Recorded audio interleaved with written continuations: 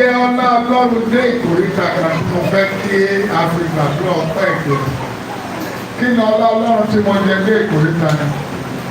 Bí mo bá ti bí olóore kan bá ti tí mo bá ti ń sún olóore kan àbúrò ti bẹ̀rẹ̀ sí react.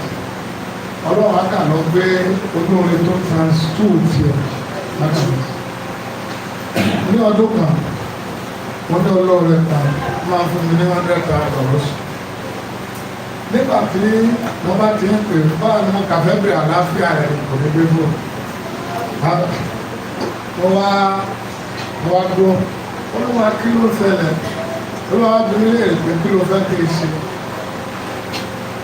ṣe tó ti rò pé ìkan yẹn tó ẹni wọ́n lò jẹ́ kó bèrè ní ẹbẹ̀rẹ̀ ní ìlà má bèrè nígbà mo bá bèrè ó kí olúwa bóyá ti ń ṣẹlẹ̀ wá olóore ní mo bá rí olúwa bá rẹ́ nìkan lọ́jọ́ kẹta ló bá pè mí lọ́fẹ̀ẹ́ ẹ̀tọ́ láyé àtọ̀run bá ń sọ pé kí n máa fún ẹ ní orí báyìí lọ́sọ̀ọ̀sẹ̀ ẹnìkan kí mo pè ó ẹnìkan ọ̀sọ̀ọ̀sẹ̀ ẹnìkan ọ̀sọ̀ọ̀sẹ̀ yẹn wá trans two tí ó ní oṣooṣù ẹ̀nà wọn olùwàmọ̀dúpẹ́ pé ohun tí wàá fi compensate mi lẹ́yìn ìpàdé yìí olóore tó ju àwọn olóore tí mo ti ní ẹ̀nà wọn olùwàmọ̀dúpẹ́ pé olóore tí oore ṣíṣe kì í sún wàá fi compensate mi lẹ́yìn ìpàdé yìí.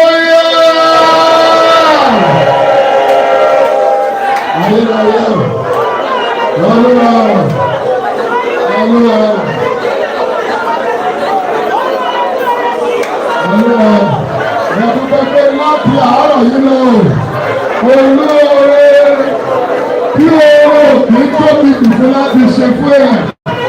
Olóore tó lu àti àwọn tàyíwá o. Olùpẹ̀pẹ̀ wọ́n tó dìde fún mi láàárọ̀ Jésù. Olúwa.